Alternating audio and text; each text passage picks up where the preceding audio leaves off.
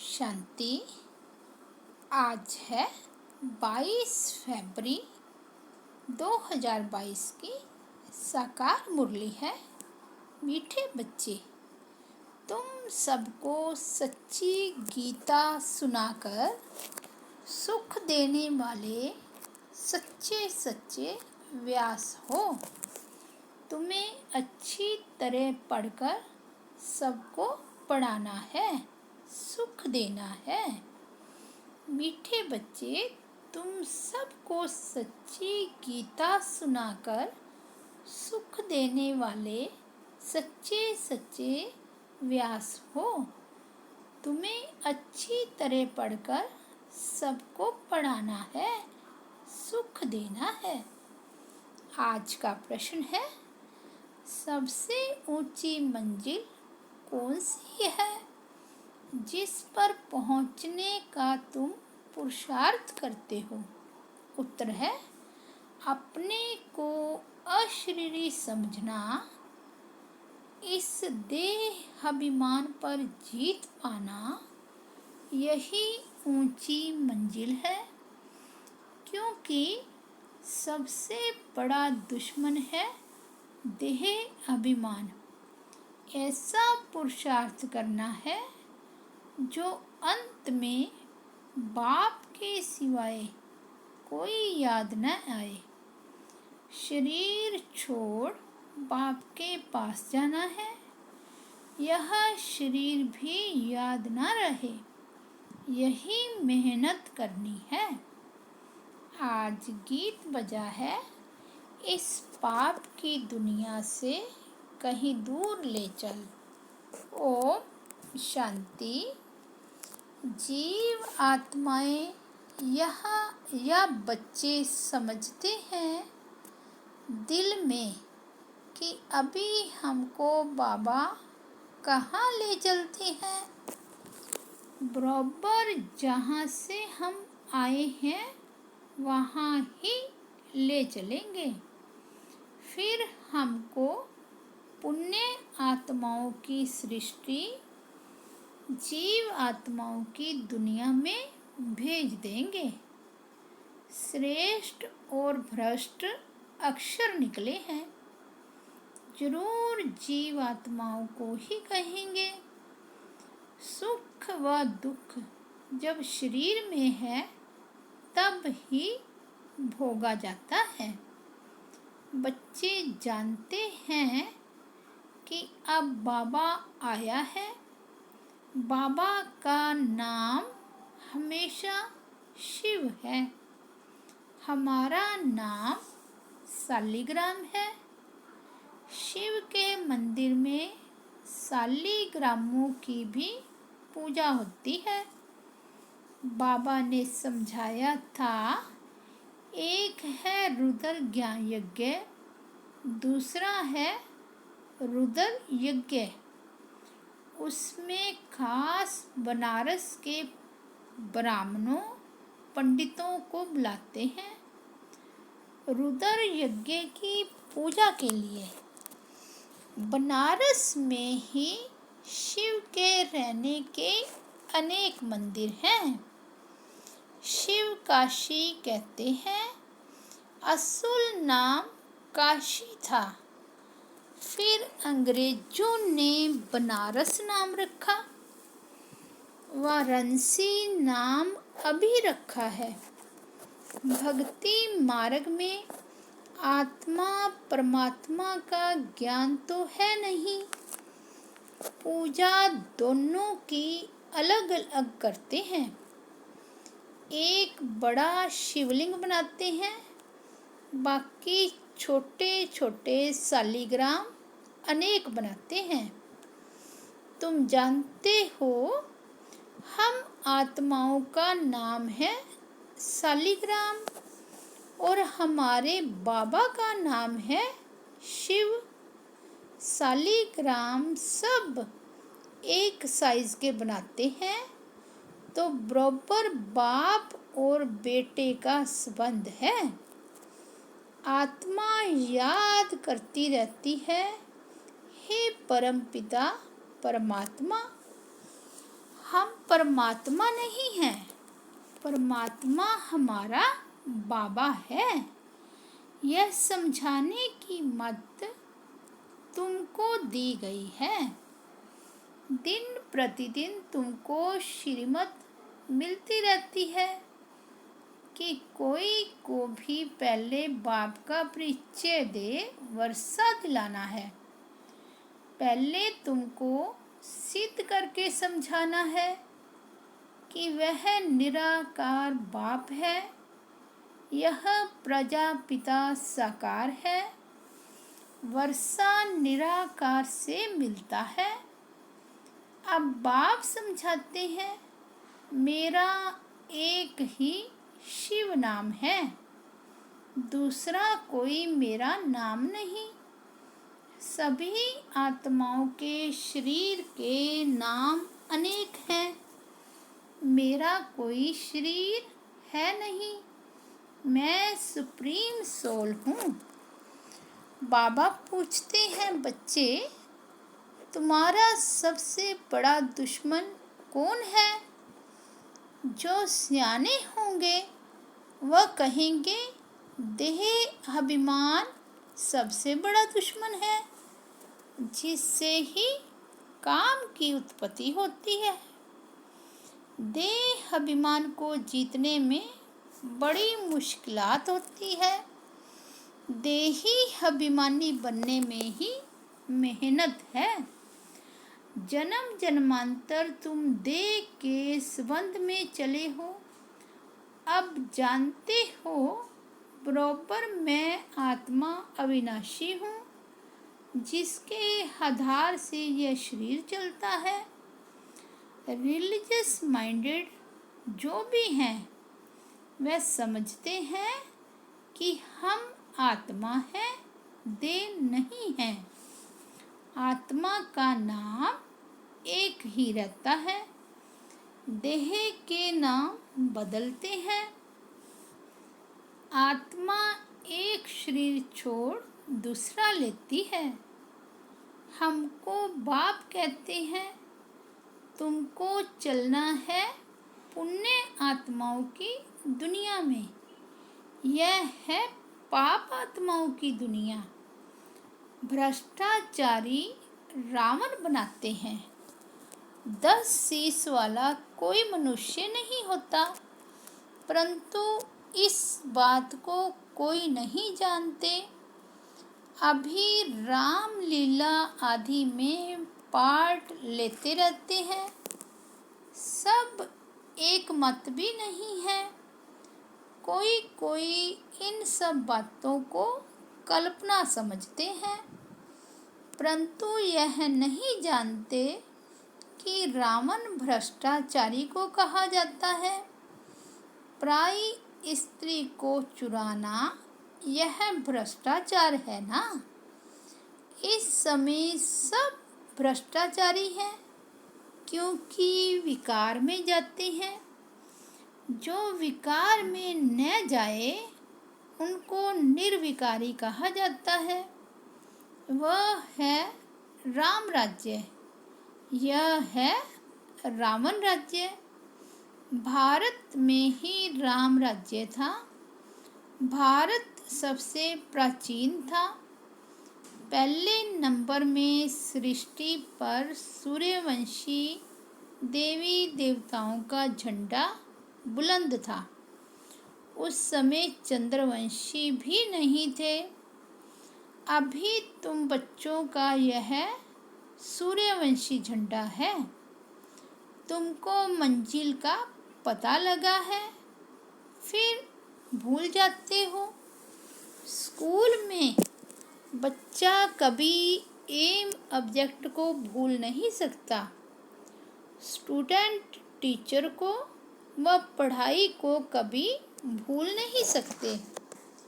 यहाँ फिर भूल जाते हैं। कितनी बड़ी पढ़ाई है 21 जन्मों के लिए। राज्य भाग्य पाते हो। ऐसे स्कूल में कितना अच्छा और रोजाना पढ़ना चाहिए। इस कल्प अगर ना पास हुए तो कल्प कल्प ना पास होते ही रहेंगे। फिर कभी भी पास नहीं होना है तो कितना पुरुषार्थ करना चाहिए, श्रीमत पर चलना चाहिए। श्रीमत कहती है अच्छी रीति धारणा करो और कराओ। अगर ईश्वरीय डायरेक्शन पर नहीं चलेंगे तो ऊंच पद भी नहीं पाएंगे। अपनी दिल से पूछो, हम श्रीमत पर चल रहे हैं? अपने को मियाँ मिट्ठू नहीं समझना है। अब अपने से पूछो, तो जैसे ये ब्रह्मा सरस्वती श्रीमत पर चलते, हम ऐसे चल रहे हैं? पढ़कर और पढ़ाते हैं, क्योंकि तुम सच्ची सच्ची गीता सुनाने वाले व्यास हो। वह व्यास नहीं जिसने गीता लिखी है। तुम इस समय सुखदेव के बच्चे, सुख देने वाले व्यास हो। सुखदेव शिव बाबा गीता का भगवान है। तुम उनके बच्चे व्यास हो, कथा सुनाने वाले। यह स्कूल है। स्कूल में बच्चे की पढ़ाई से नंबर का मालूम पड़ जाता है। वह है प्रत्यक्ष, यह है गुप्त। यह फिर बुद्धि से जाना जाता है कि हम किस लायक हैं। किसको पढ़ाने का सबूत मिला है। बच्चे लिखते हैं, बाबा फलाने ने हमको ऐसा तीर लगाया जो हम आपके बन गए। कोई तो सामने आते भी कह नहीं सकते कि बाबा हम तो आपके बन गए। कई बच्चियां पवित्रता के कारण मार भी खाती रहती है। कोई तो बच्चे बन फिर टूट भी पड़ते हैं, क्योंकि अच्छी तरह से पढ़ते नहीं तो बाप कितना अच्छी रीति समझाते हैं कि बच्चे सिर्फ मुझे याद करो और पढ़ो। इस नॉलेज से तुम चक्रवर्ती राजा बनेंगे। घर के बाहर भी लिख दो, 1 सेकंड में जीवन मुक्ति मिल सकती है। जनक मिसल 21 जन्मों के लिए। 1 सेकंड में तुम विश्व के मालिक बन सकते हो। विश्व के मालिक तो जरूर देवताएं ही बनेंगे ना। सो भी नई विश्व, नया भारत। जो भारत नया था सो अब पुराना हो गया है। सिवाय भारत के और कोई खंड को नया नहीं कहेंगे। अगर नया कहेंगे तो फिर पुराना भी कहना पड़ेगा। हम फुल नए भारत खंड में जाते हैं। भारत ही 16 कला संपूर्ण बनता है और कोई खंड फुल मून हो ना सके। वह तो शुरू ही आधा से होता है। कितने अच्छे अच्छे राज हैं। हमारा भारत ही सचखंड कहलाया जाता है। सच के पीछे फिर झूठ भी है। भारत पहले फुल मून होता है, पीछे तो अंधियारा हो जाता है। पहला झंडा है हेवन का। गाते भी हैं पैराडाइज था। हम अच्छी तरह से समझा सकते हैं, क्योंकि हमको सारा अनुभव है।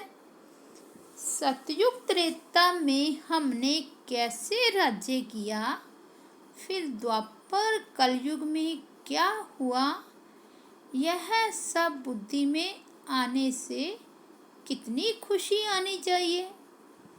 सतयुग को सोझरा, कलयुग को अंधियारा कहा जाता है। तब कहते हैं ज्ञान अंजन सतगुरु दिया, अज्ञान अंधेर विनाश।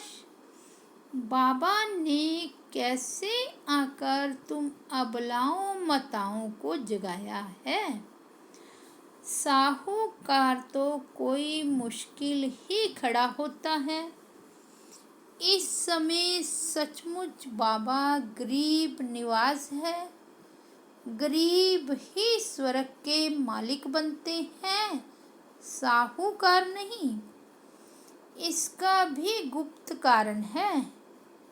यहाँ तो बलिहार जाना पड़ता है।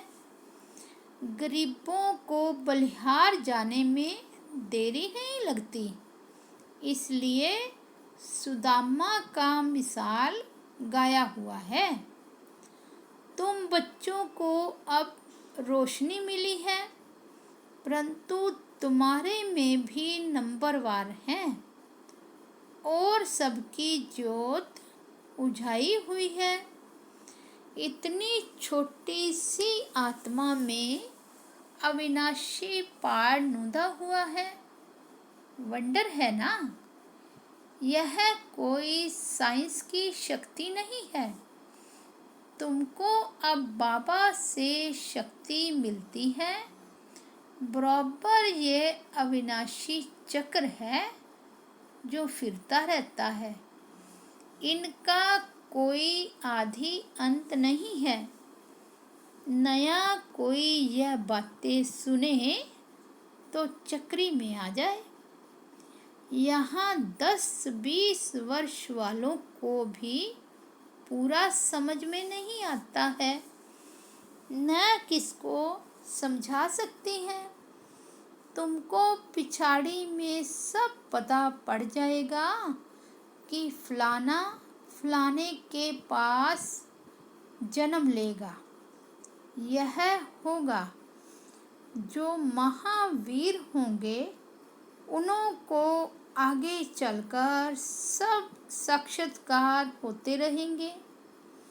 पिछाड़ी में तुमको सतयुग के झाड़ बहुत नज़दीक दिखाई पड़ेंगे। महावीरों की ही माला है ना। पहले 8 महावीर, फिर है 108 महावीर। पिछाड़ी में बहुत फर्स्ट क्लास साक्षात्कार होंगे। गाया भी हुआ है, परम पिता परमात्मा ने बाण मरवाए। नाटक में बहुत बातें बनाई है। वास्तव में यह स्थूल बाणों की बात नहीं। कन्याएं मताएं बाणों से क्या जाने। वास्तव में यह है ज्ञान बाण, और उन्हों को ज्ञान देने वाला बराबर परम पिता परमात्मा है। कितनी वंडरफुल बातें हैं। परंतु बच्चों को एक ही मुख्य बात घड़ी घड़ी भूल जाती है। सबसे कड़े ते कड़ी भूल होती है जो देह अभिमान में आकर अपने को आत्मा निश्चय नहीं करते। सच कोई नहीं बतलाते। सच तो कोई आधा घंटा भी सारे दिन में मुश्किल याद में रह सकते हैं। कोई को समझ में भी नहीं आता कि योग किसको कहा जाता है। मंजिल भी बहुत ऊंची है। अपने को अशरीरी समझना है। जितना हो सके उतना पुरुषार्थ करना है। जो पिछाड़ी के समय कोई भी याद ना पड़े।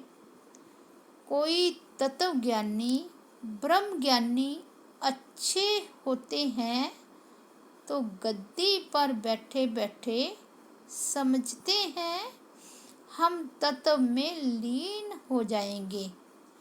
शरीर का भान नहीं रहता है। फिर जब उनका शरीर छूटता है तो आसपास सन्नाटा हो जाता है। समझते हैं कोई महान आत्मा ने शरीर छोड़ा है। तुम बच्चे याद में रहेंगे तो कितनी शांति फैलाएंगे। यह अनुभव उन्हों को होगा जो तुम्हारे कुल के होंगे। बाकी तो मच्छरों सदृश मरने वाले हैं। तुम्हारी प्रैक्टिस हो जाएगी अशरीरी होने की।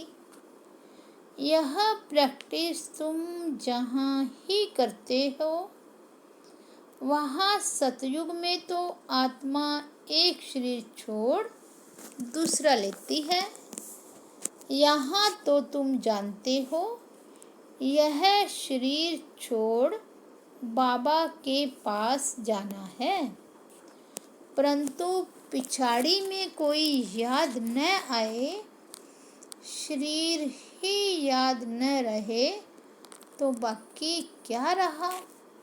मेहनत है इसमें।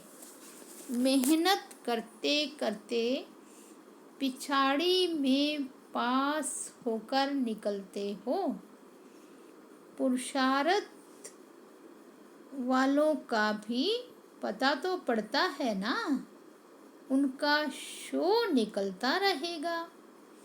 बंधेली गोपिकाएं पत्र ऐसे लिखती हैं जो कभी छुटेली भी नहीं लिखेगी।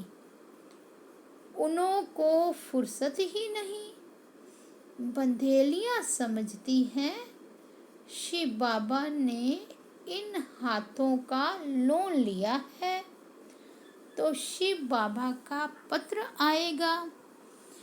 ऐसा पत्र तो फिर 5000 वर्ष के बाद आएगा। क्यों नहीं बाबा को पत्र रोज लिखे। नैनों से काजल निकाल कर भी लिखें। ऐसे ऐसे ख्यालात आएंगे। और लिखती हैं, बाबा मैं वही कल्प पहले वाली गोपिका हूँ। हम आपसे मिलेंगे भी जरूर, वर्षा भी जरूर लेंगे। योग बल है तो अपने को बंधन से छुड़ाती रहती है। फिर मोह भी किस में न रहे। चतुराई से समझाना है, अपने को बचाना है।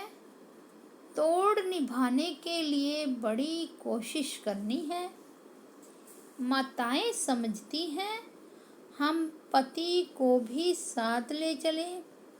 हमारा फर्ज है उन्हों को समझाना। पवित्रता तो बहुत अच्छी है। बाबा खुद कहते हैं काम महाशत्रु है, इनको जीतो। मुझे याद करो तो मैं तुमको स्वर्ग का मालिक बनाऊंगा। ऐसी बच्चियां हैं जो पति को समझा कर ले आती हैं। बंदेलियों का भी पार्ट है। अबलाओं पर अत्याचार तो होते ही हैं। यह शास्त्रों में भी गायन है, कामेषु क्रोधेषु। कोई नई बात नहीं है। तुमको तो 21 जन्मों का वर्षा मिलता है, इसलिए थोड़ा कुछ सहन तो करना ही पड़ता है। अच्छा, मीठे मीठे सिकिलदे बच्चों प्रति माता पिता बाप दादा का याद प्यार और गुड मॉर्निंग। रूहानी बाप की रूहानी बच्चों को नमस्ते।